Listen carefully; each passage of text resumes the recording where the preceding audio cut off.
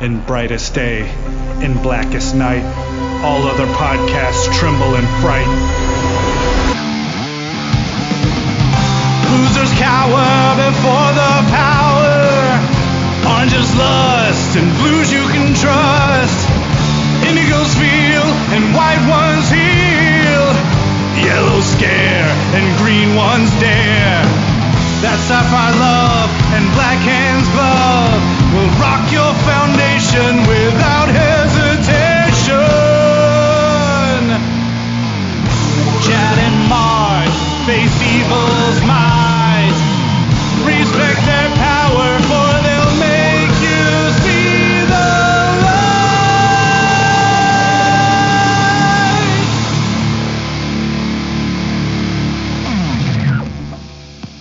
Hi, everybody. I'm Chad Bokelman. I'm Mark Marble.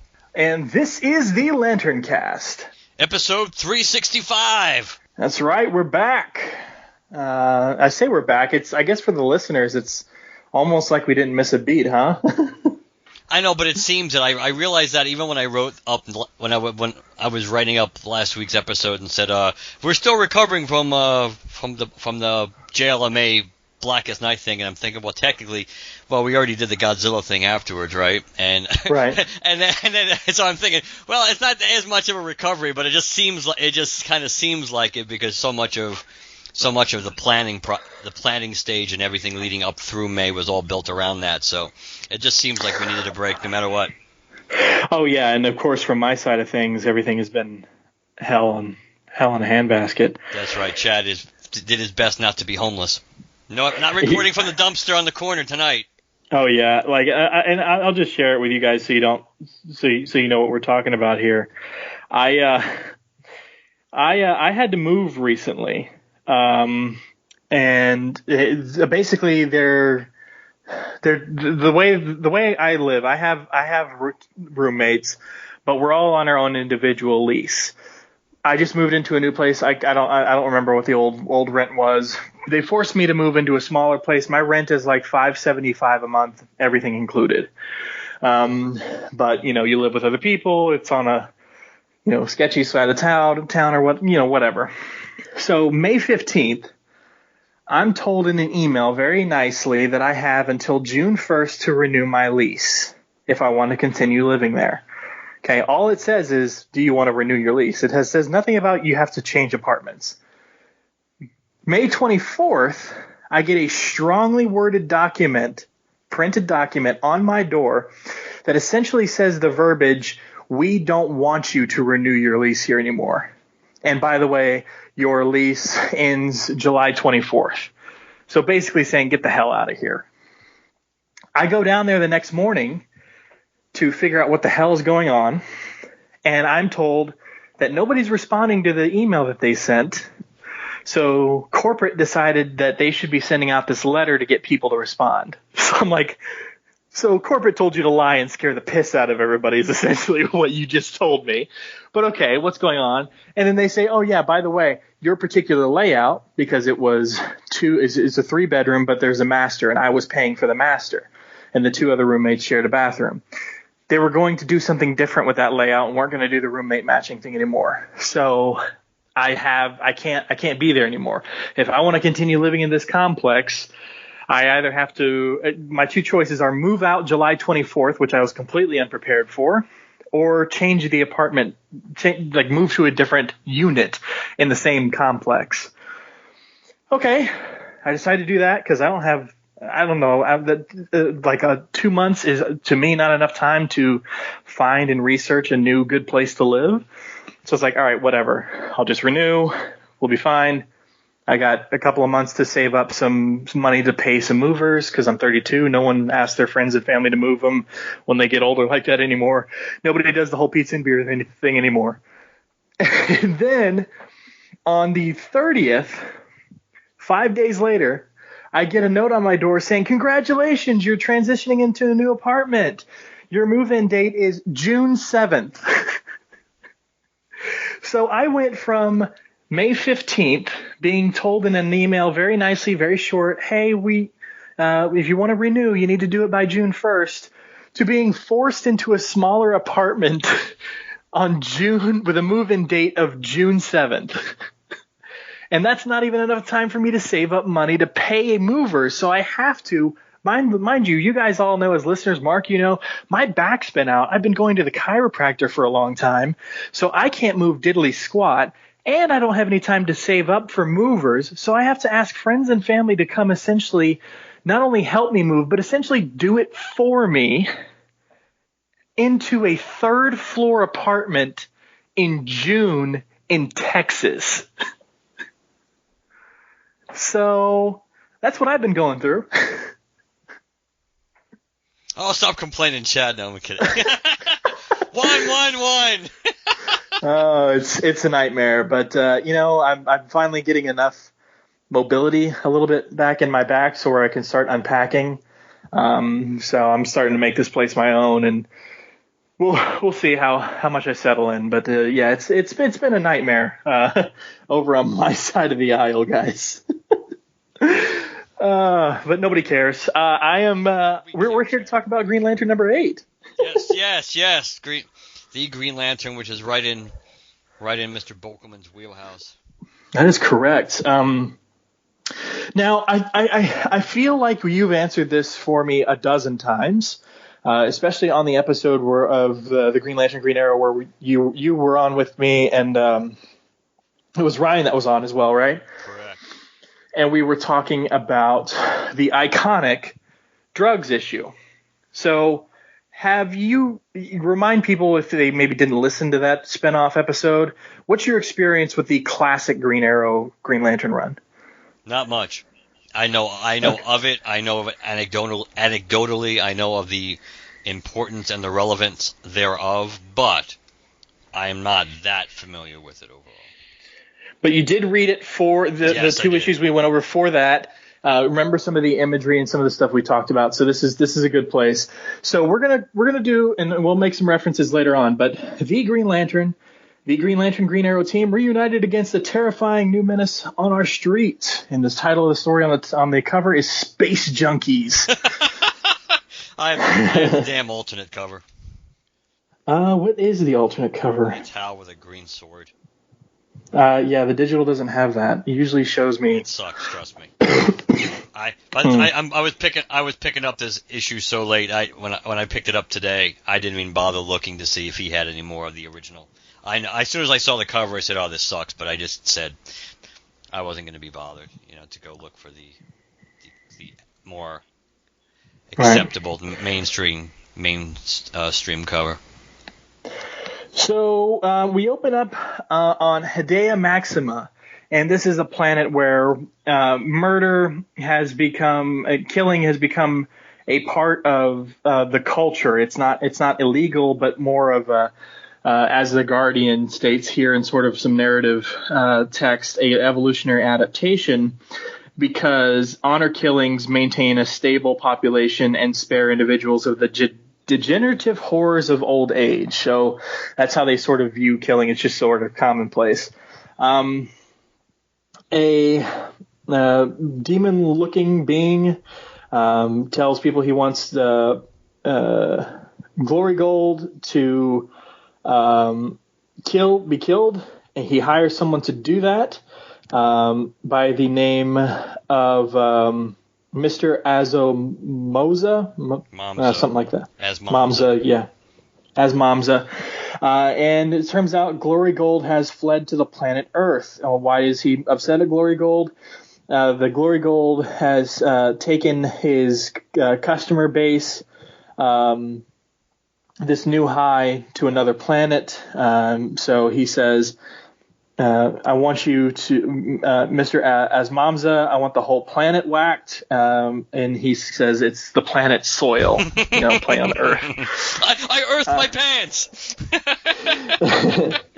So, meanwhile, over on Earth, particularly in Star City, we come across some guys in an alley doing a back alley deal. They say there's no money exchanging hands, to which Oliver pipes up in his little homeless garb. Well, if there's no money, then there's no crime, and how do I justify to kick your ass? He takes the buyer, sticks him to the wall, takes care of the dealers, along with Lantern's help, and they try to figure out what is going on, and with this situation where who's the buyer, who's the dealer, who's the supplier, just try to figure out the chain of everything. Catch it today, Chad. Do it. No, I'm not going to do it. Do it. Do it now. Catch of the day. Catch of the day. Yeah, Ollie says catch of the day. At least do it in an Arnold Schwarzenegger voice. And it says catch, KETCH, AFFDER day. And it's just like, if you were to spell out Arnie's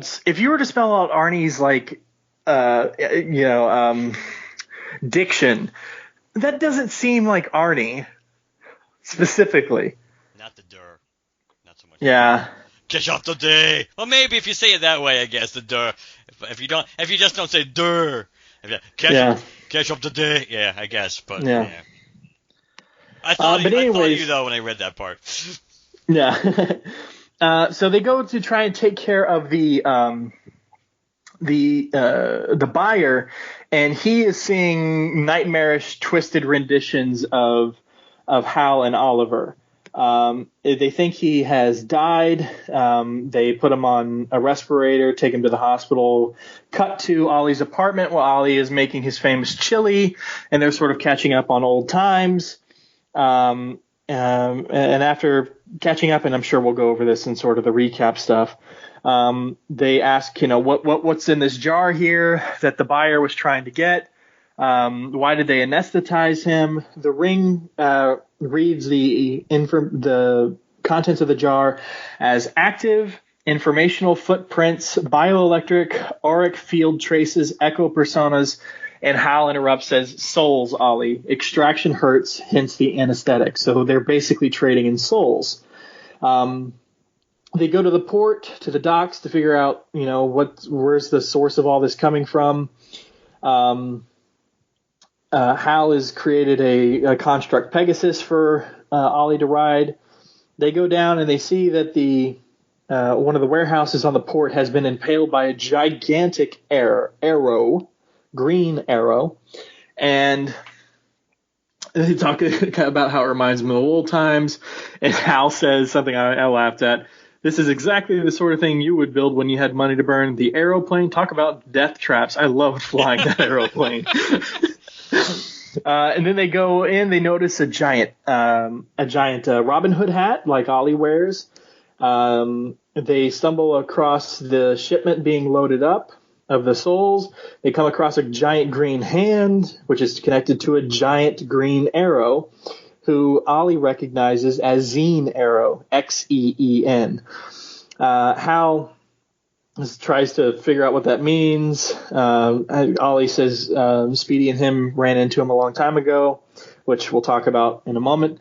And Xeen communicates telepathically, but Hal can't hear it. Ollie can. Gets the lowdown of what's going on. Xeen's belt that helps him, kind of adapt to our reality. He's from a place called Dimension Zero. Since the belt is broken, essentially what is happening is he's too heavy and slow in our world, and his lungs are being crushed by gravity. So Hal and Ollie have to deal with the problem at hand. This is when Glory Gold shows up and uses his sirens to sort of possess and freak out Hal and Ollie. They act against each other, fight against each other, also hallucinating. Meanwhile, as Mamza is on the moon, taking aim at Glory Gold, and since Glory Gold's on planet Earth, he's just going to destroy Earth in general. Hal's trying to tell Glory Gold they're going to assassinate him from space, and he's like, which only goes to show how important I've become, because again, this is the kind of a way of life for these people. Xeen tries to tell Ollie how to deal with the situation by pointing at his bow. Hal creates a construct hand to grab the giant arrow and the giant bow, aims it towards the moon, and uses Ollie's help to get the aim spot on. They shoot the Mamza, and he blows up on the moon, and he can't take out Glory Gold, and then another construct fist shows up and punches him through space. The belt is a wreck, so they can't do anything to help save Zine. But then Zine Lantern shows up, and I guess teleports Zine Arrow away. Hal and Ollie are still feeling the effects and kind of bickering at each other. But then they kind of, after it all wears off, they embrace. Hal says there's a planet he hasn't been to for a while. He's got to go back to his thing. And as he watches his friend take emerald flight, Oliver Queen feels a lump form in his throat, a lump that swells to a rising tide of polychromatic mystery bile. And for Oliver Queen, Green Arrow, that at that moment in that city, in a divided country on this mixed-up planet Earth, the ensuite bathroom seems so far away. Then back over on whatever the hell this planet was. I forget its name already. Maxima. Yeah, there you go. As Mamza has made it back, and he's apologizing, and then he gets his Brotor is that guy, by the way, the red guy. Yeah, he's apologizing to Rotor, and his head explodes in the process, and he says, "I said a good man, you loser. She's feed it to the dire fish. You try something new," and then you can see behind him. Looks like he's drinking a cup of coffee. It's Sinestro in his classic purple and black uniform, saying, "Well, as the saying goes, the better the devil you know, especially when there's hell to pay." And next, the Green Lantern of Earth 20 guest stars in The Day the Stars Fell Down. They got to get Sinestro back in a Sinestro Corps uniform. I know it's a nice change of pace, but after all this time seeing him in his Sinestro Corps uniform, it's so jarring seeing him not. Yeah.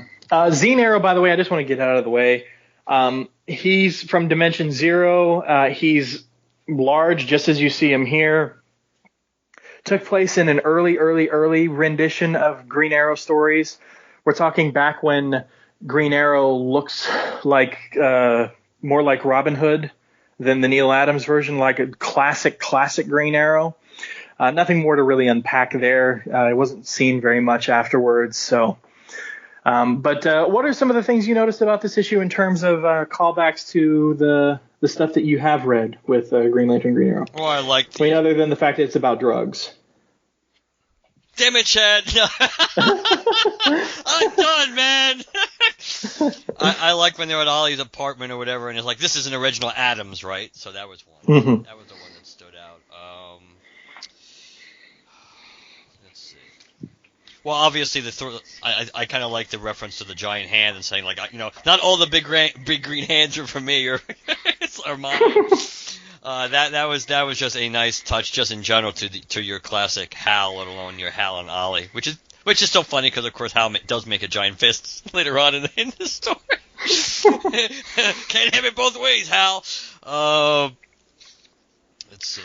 I'm trying. Those are the ones that grabbed me the most, and the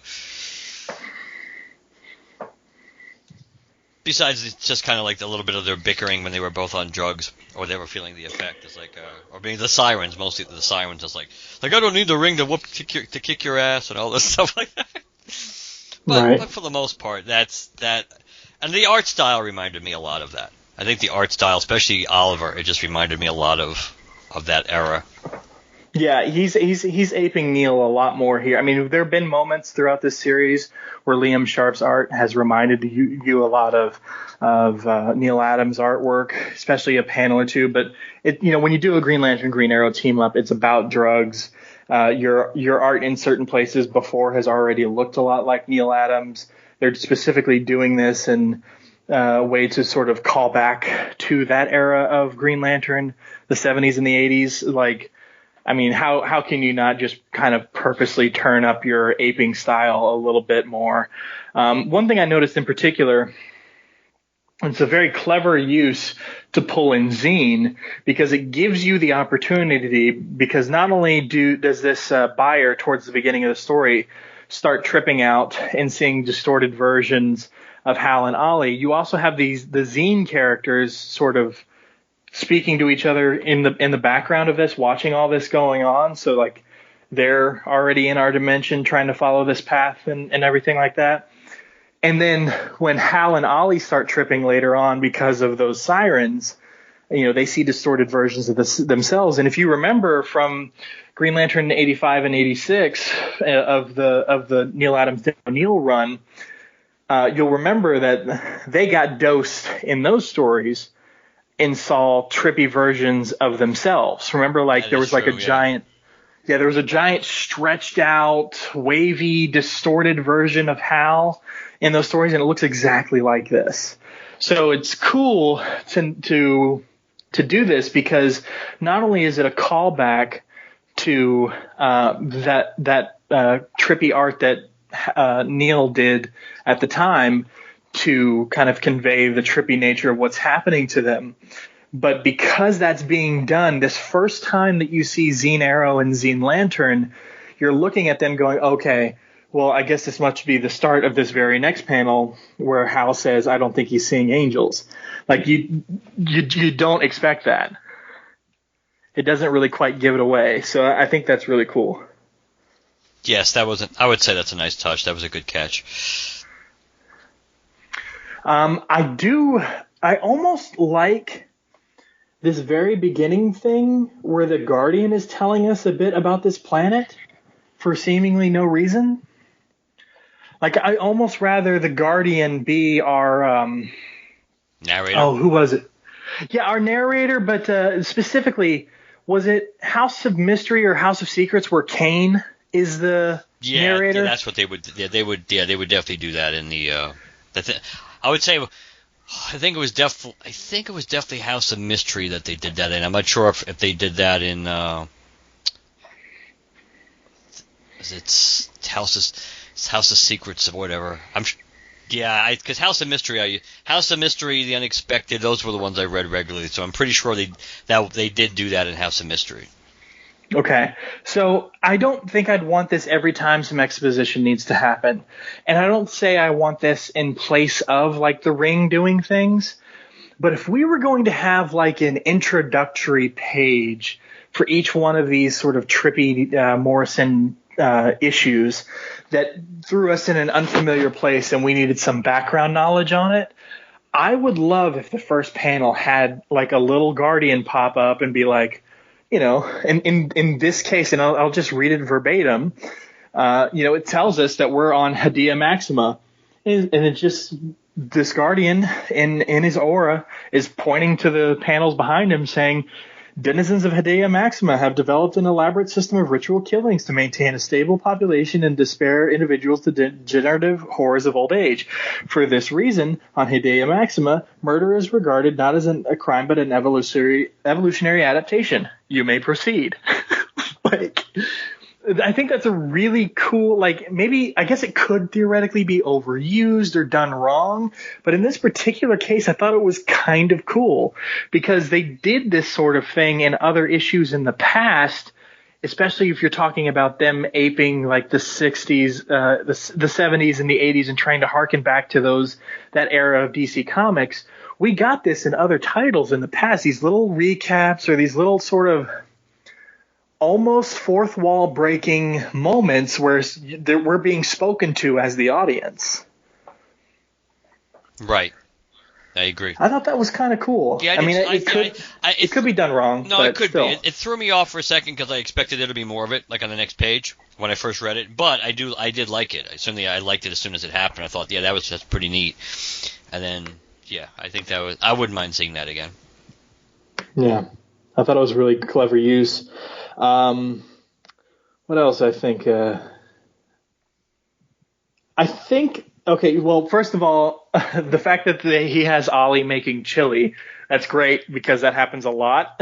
Ollie does make chili. They reference his chili a lot of times in other stories. It's so there are times when Ollie makes it so hot, you gotta. I think there was some story at some point. I think in. It might have been an issue of Green Arrow. It might have been Faster Friends. I don't remember. There's some point where Speedy is reminiscing with, where Roy's reminiscing with somebody about chili and talking, I think, about how Hal had some and stuck his mouth under the faucet because it was so hot. I'm pretty sure that's something that like a story that Speedy told. So to have how, it's not too hot, but he's just drinking out of the faucet, I think that's a callback to a story that Speedy told in another issue somewhere else in the past. Nice. So I think it's Faster Friends. It might be. I'm not sure. But yeah. And I like that they keep talking. They reference Hard Traveling Heroes in that we should do it again, but it's almost too on the nose. It happens here, and he says, the fact that we can even have a conversation about space vampires is exactly why I'm saying come down to Earth. Get with some normal people. See firsthand the problems we're dealing with down here in the gutters. All right. If you're going to do it, I guess you did it. We're done. It's on the nose, whatever. And then later on, in the same issue, towards the end, when they're still tripping out after everything is done and they're on that rooftop, they start talking about how Flash, I guess, was saying it.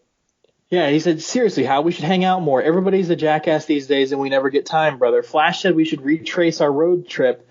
And then Hal says, easy for Barry to say he could do the whole thing 10 times on his lunch break.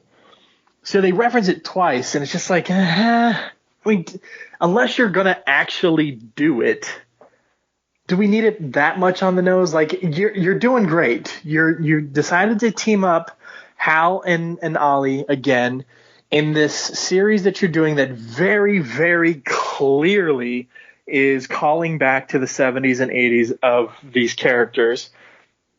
You put them on the cover together, it's going to scream classic Green Lantern, Green Arrow team up. Not only that, you're making it a drug story. Do you need to go, we need Hard Traveling Heroes back twice?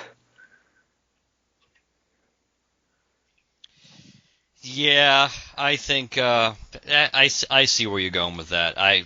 Who knows? Maybe they're going to surprise us. Maybe we'll get the sequel before. It's much later than it's much more overdue than Blackest Night 2, but hey, it could happen. I thought they were doing that with Deceased. Except nobody seems to care. At least Blackest Night people really cared. But part of the problem is DC has too much crap going on at the same time. Like between that and this Leviathan crap and Deceased and Doomsday Clock and other. That's why DC is. But they've taken whatever goodwill was there from Rebirth and they flushed it straight down the toilet. Well, I'm behind on so much because of this move, and I really want to catch up. Guys, listeners out there, I really do want your input on this. I know we asked, hey guys, what did you think of this issue? Let us know your thoughts. Email us, blah blah blah. And you guys and I'm not calling you out, but you guys don't really do that. We'd like you to. When we ask you to, we are sincere. We want to know your thoughts on these issues too, so we can read them in upcoming feedbacks. But whatever, it's fine. I'm seriously curious. Would you guys be interested in us just doing a general comic book discussion sort of a thing? Because it's one thing for me to be like, look, I have so many comics backed up that I need to catch up on, blah, blah, blah. But if I have an additional reason to read them, like, oh, we're going to cover them on the show, or we're going to talk about this or that, it gives me, added oomph and added drive to purposely try and catch up because we're going to talk about something. So would you guys be interested in a general comic talk episode talking about the stuff we're both reading outside of just Green Lantern, our thoughts on other issues, other things going on at DC or Marvel? Because I'll say, I'm interested in this Leviathan thing for some reasons, but I'm also a bit ambivalent about it because I've been catching up on Netflix recently with all the CW shows since those seasons have ended. And I just recently finished Supergirl, and they tease that the big villain next year is going to be Leviathan. And it's like, the story hasn't even been told yet. And we're gonna go with Leviathan as our villain for next season in Supergirl? Are you telling me you were already out of material? Well, that was like the Flash using Godspeed this year, right? That's another one that's a character that was bare. I mean, it's not as new, but it's still pretty new. Well, yes, but Godspeed wasn't the big villain. No, he wasn't. You're right. He wasn't the big villain, but as I don't know if you watched the Flash yet, but the Flash was all over. I did. I have caught up on the Flash. It's like there were arguably 2 or 3 big bads during the course of the same season, and most were not satisfied. True. Thank God for Nora, at least because she was nice to look at. Her character was problematic. Yeah. But I'll miss her. But yeah, her, sorry. There's a lot of stuff I want to catch up on. I do want to, because I was reading it as it came out for like issues 1 through 3, and then I just decided to let it pile up. Heroes in Crisis. I know there's a lot of talk going on about that. I want to start with issue 1 again and just read that at a clip and really get it so I can absorb what he's trying to do, what his goals are with that story, and then make my own commentary on it. I want to read Doomsday Clock, but it's coming out too slow. You'll be talking about that in a minute, but I want to read Deceased, and I'm interested in Leviathan, and I've got Hawkman issues to catch up on, and Justice League stuff to catch up on, and I got a lot of stuff, Marvel stuff to catch up on too. I want to catch up with this War of the Realms thing. I got a lot of stuff to catch up on, and sometimes especially when there's unpacking to be done around here after that story I just told you guys at the beginning of the episode, I can find so many other things to do other than catch up on my reading that I'm just going to get further and further behind. So if you guys would be interested in just like a general comic talk episode, that gives me more drive and push to catch up on my stuff. Would you guys be interested in that? What would you like us to talk about in something like that? How would you like it to be handled? Just go down the list and talk about stuff? Are there certain things that you're eager to get our opinion on? Things like that. Definitely write in and let us know. Yeah, people, step up to the plate, man. Corwin, where the hell are you? Was there anything else about this issue that you wanted to talk about before we pivot over to the Doomsday Clock? I enjoyed this issue. When this first came out, or as in being announced that it was going to come out, I was a little nervous that maybe I wasn't going to get as much of this because of the fact that this is not exactly as much in, let's say, in my wheelhouse as it is yours. Right. But I would have to say I enjoyed it. It was pretty. It only started getting wonky when we started getting to the Zine Arrow and the Zine Lantern, and they started pop. I would say that's where I kind of got a little, not when it first happened, but towards the end of the book when they were tripping out and Goldilocks there, who looks like the hate monger until it takes his hood off, of course. But Glory Gold, he kind of reminded me of the hate monger with the hood, just like the other guy reminded me of Mr. What's his face, reminded me of Darth Maul in the beginning when he's talking to when Azamanza is having his meeting with Brotor. When you just see his face, he kind of reminds me. He's got that Darth Maul look. But it was good. I enjoyed it. I'm not gonna lie. I think I've kind of liked the way they've gone with the one-off issues lately, and the fact, and just generally, even when they haven't been one-off issues, they've been straightforward. So I would have to say the way Morrison's been approaching certainly the last handful of issues here, I like. Makes sense. All right. Well, you want to pivot over to Doomsday Clock? Yeah, I want to pivot ever so briefly because I finally picked up Doomsday Clock number 10 today. And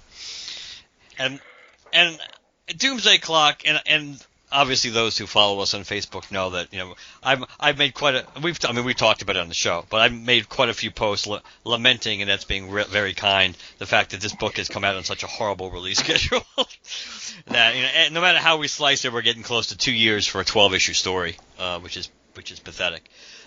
Now it's on pace, knock on wood, to be less than 2 years, but it's not going to be by much. I mean, we are in June already. But the last few issues the story has picked up. Whether it's going to be worth the journey or not, and what the repercussions are going to be, is another story. But one of the things I did like in this issue was, and again, this is not going to be giving away in the context of why Dr. Manhattan is saying this and the events that he's saying it, that he's referring to. But I do kind of like the fact that that towards the end of issue 10, he kind of, when he's getting some internal monologue here, and he's talking about that he basically, it's a moment of revelation, or basically self-understanding, if you will, for himself, because he kind of realizes, despite all his power and despite the things that he's done, he realizes that he is a being of inaction, basically directly opposed to who they're hinting at is Superman, which is he's on a collision course with a man of action.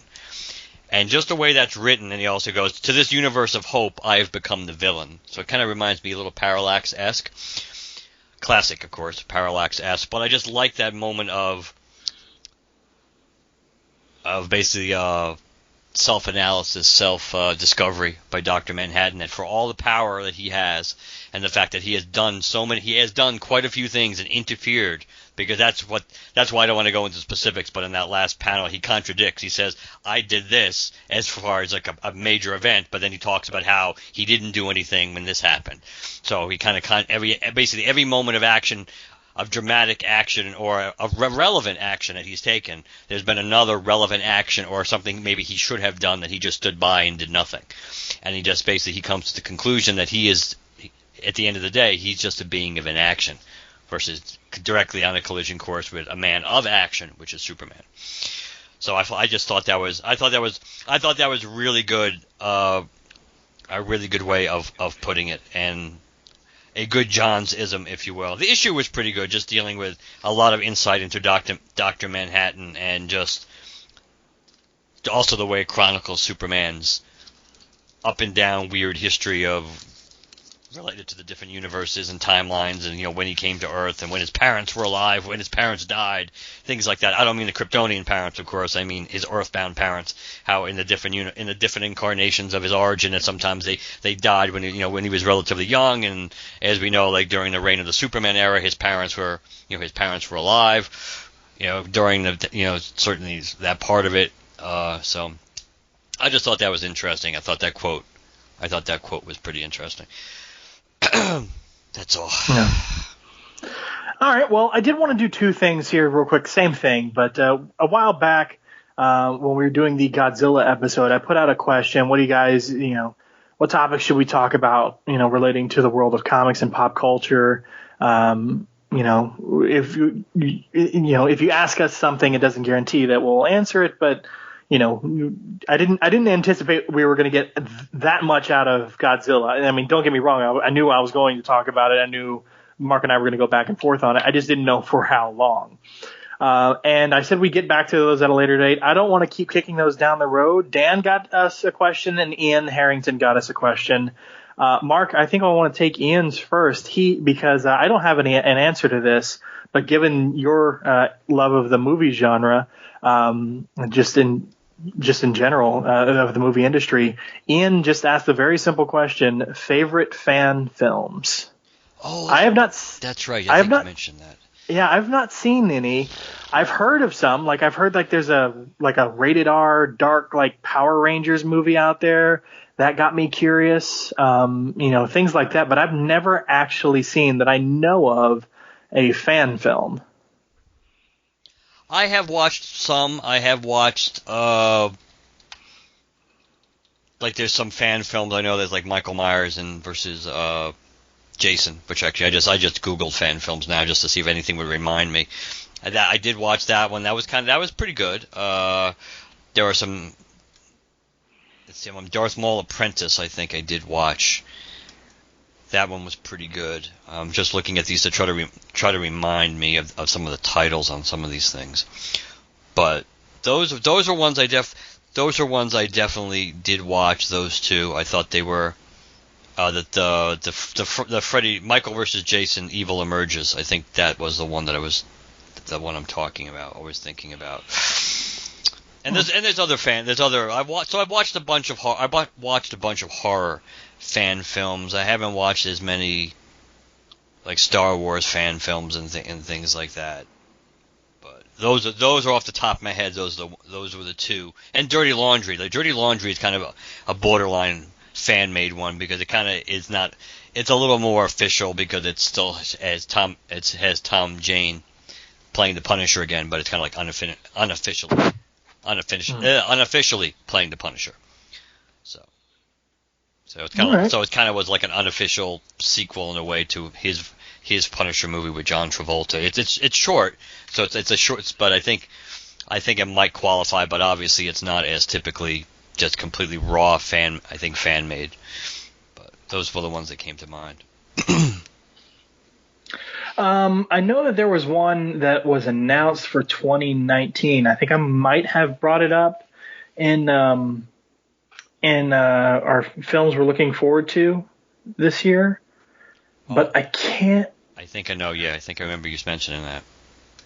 I'm looking at the category on Wikipedia, category fan films based on Star Wars, and I'm trying to see if any of these. Is it Shards of the Past? No, I don't think so. It's got to be something else. I don't remember. None of these are ringing a bell. All right, whatever. And then we had a question from Dan, actually, and it kind of goes along with his new podcast. Have you had a chance to listen to his new show? No, I didn't know he was that far along. Where it was. This is the one. Yeah, I didn't know he was that far along to having it up and going yet. Yeah, he is doing a new show, and it's a very Green Lantern based show. And we will have him on maybe when we do the catch up episode that I just mentioned, the just what we're reading sort of a thing. If people are interested in that, we can bring him on. Regardless, we need to bring him on soon, and we can talk about a bit about that. But it's called Mosaic. And he's talking a bit about the industry and his true thoughts on things. And each episode I've been listening to so far seems to be, 15, 20 minutes, something like that. So you're not, if you guys are looking for a new show out there and want to give it a listen, but don't, think, I listen to too many shows, I don't want to invest too much time. They're not very long episodes, so you can definitely get it in there and in your repertoire and move on from there. But he did ask kind of along those lines. He said, is the most popular multimedia version of a character the one that, quote unquote, matters the most since it gets the most eyes and every other version tries to emulate it? If so, does that default to the quote unquote real interpretation of the character in that current moment?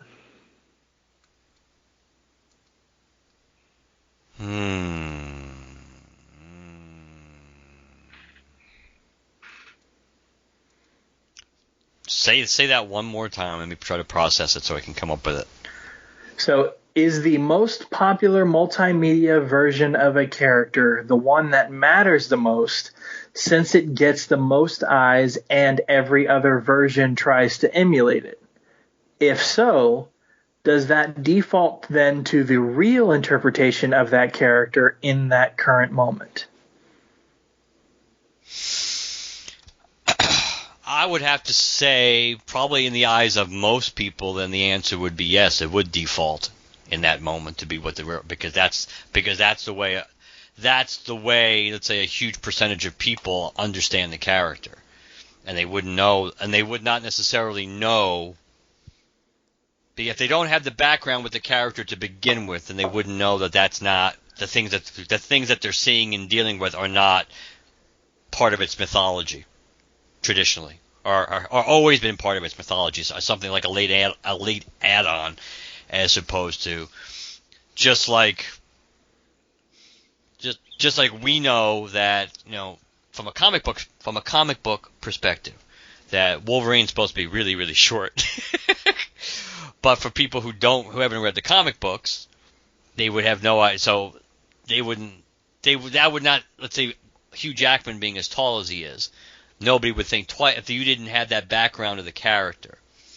if you didn't know that the character wasn't interpreted or represented in a way that you were aware of that showed that, oh yeah, he's supposed to be so much shorter than everybody else, that you wouldn't think twice of, oh yeah, you'd understand the basis of the character, with the immune system and the skeleton and the adamantium and things like that, and the berserker rage that they never really gave us as that much of in the movies compared to what they should have overall. But you wouldn't, that would be like one characteristic of the character that you would not even think twice about if you didn't know that was, that wouldn't. So your version or your interpretation, and it's a you as in like a huge percentage of the audience would be, they wouldn't think twice about that, or they would think that's the way the character is supposed to be, or how the character is supposed to look. So I would if it seems like it's a philosophical question, it's like, is that what the character is? That's a different story. I think it's that's more open to interpretation. But in that moment, does that really become what the character is, at least to a large percentage of the people? Yeah, because that's what they're used to. Because you always have to figure in, since you're talking multimedia, you're not just talking comics, which is a relatively small market these days. It's kind of more of a niche, just fan base compared to people who watch TV and people who watch movies and even read books, especially if you could combine all those versus comic books. That I would say, yeah, I mean, people that's what their introduction is. That's what their knowledge is. Their knowledge base is just what the most popular version or interpretation of the characters. So that's I guess how I would try to answer it. I would agree with that first thing, the most popular multimedia version of the character, the one that matters the most, because I mean, what happened when 2011's Green Lantern was ramping up? Green Lantern's supposed to be black. Well, why do people say that? Because up until that point, the most popular multimedia version of the character was Jon Stewart. So, in terms of the first part of this, because he says is the most popular multimedia version of a character, the one that matters the most, since it gets the most eyes. If you stop there, it seems like things like Wolverine, like you mentioned, Jon Stewart in the animated series, all of that, it seems to prove that. If you were to continue that sentence, and every other version tries to emulate it, I don't know about every other version trying to emulate it. I mean, they can, because it's, especially if we're talking about TV and movies, then, a lot of it's Hollywood. Hollywood sees a successful formula. They're going to try and ape as much as that successful formula as possible to maintain the income. And it does happen too, I think, like when you really, you can see the offshoot of that oftentimes when we see how we see, and it's kind of like reverse too. We see how comics oftentimes, when the characters become successful in the movies, then oftentimes they try to change the comic books to match the interpretation, either the look or certain aspects of the character that now has become popular essentially because of the movie, not because of what's going on currently in the comics, and they try to. You can see that with the Guardians of the Galaxy and Black Panther and different things like that, trying to capitalize on the popular incarnation or the most well-known incarnation. Yeah. I mean, if you continue on, though, the second question, if so, does that default to the real interpretation of that character in the current moment? For the average person, probably. But we have history with this because now, don't get me wrong, I agree with a lot of Jeff Johns' interpretation of the Lantern universe, not just Hal, but other characters as well, in his characterization of them.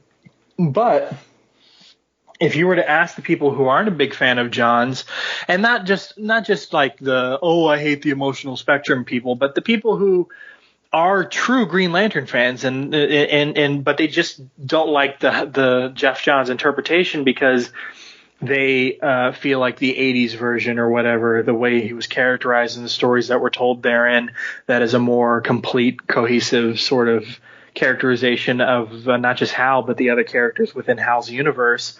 And that, that they believe that maybe Jeff got something wrong in his interpretation of who Hal is as a person or some of these other characters. You can always point back to other things and go, yeah, this may be the current version of the character, but to me, when I think of blah blah blah, I really think of this. So like a perfect example, Ragman. The most recent 6-issue mini, they changed a few things about the character and they changed a few things I didn't like, but they kept some of the core of what made that character interesting. You have to update him for a modern world. So, changing the fact, when he was originally part of things, he was, a Vietnam veteran. Well, you can't make him a Vietnam veteran because of time. If you want a character to be of a certain age, he can't be a Vietnam veteran in your modern universe. So you got to keep moving that needle steadily forward. Now, because of what the kind of war Vietnam was, there was a certain air of, unappreciation, a certain air of I don't know what a good comprehensive quick blurb would be, but the idea that veterans weren't as revered or taken care of or as much of a concern to the public, sort of a thing, that Rory had to deal with. And they made him almost part of he was part of maybe sort of the Middle East Afghani conflict sort of thing. But at the same time, it also made it seem like he was part of this mercenary crew. And that sort of didn't sit well with me. But, he did see some things and he was in some sort of a support group as a result of his actions in a militaristic institution. So they kept that common thread. They kept his ties to his father. They kept the ties to Rags and Tatters. They kept a lot of the religious stuff behind the suit, but it didn't seem like one of the things, because of how Rory comes across the suit and how it comes into his life, it is no longer a part of the history of Rory's family. And that was something that was really big to me, because not only is this the character of who Rory is very important, Rory's family is important. The fact that the Golem of Prague, that whole legend and everything, the rabbis, cast a spell or whatever to raise this golem out of clay and protect the people, and then in the DCization of this story, that was too much, so they used the same magic to create this suit, but it needed to be wielded by a person of conscience. Almost kind of like there's a Green Lantern similarity there, and we need someone of conscience to wield this, because if not, things are going to go horribly wrong, like they did with the Manhunters for Green Lantern and the Golem of Prague for this story.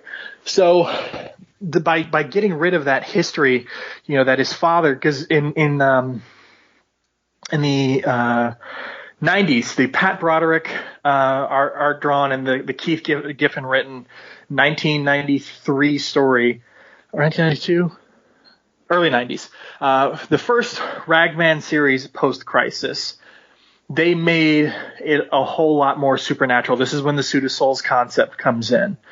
And one of the stories and one of the issues they tell is the history of the suit and the fact that Rory's father wore the suit in the Warsaw ghetto when it caught on fire.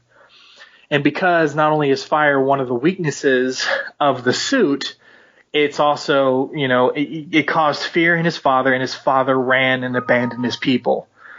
There's a whole lot of guilt and history, and his family's charged with this magical thing that's supposed to protect his people. And then when you talk about World War II and, the impact that had on the people of the Jewish faith, if you're supposed to be one of the protectors of the Jewish faith and you left and abandoned them, I mean, there's a whole lot of story that is built in the fact that this suit, this supernatural thing, is a part of your specific family.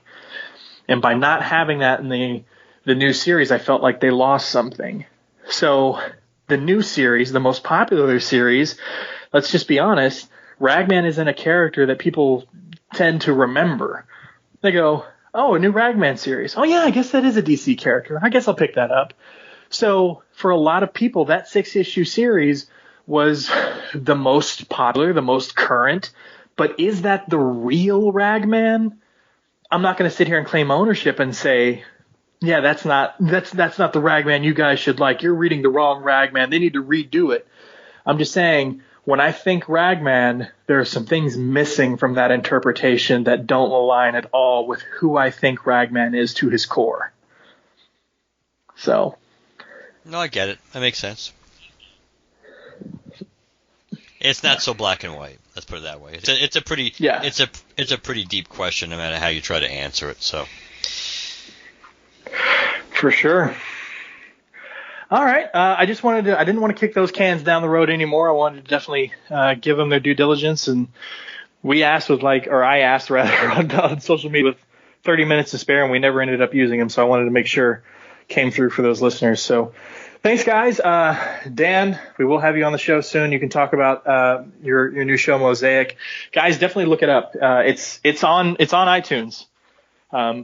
So just look up Dan and Mosaic, and you should be able to find it. Let me see if I can pull it up here.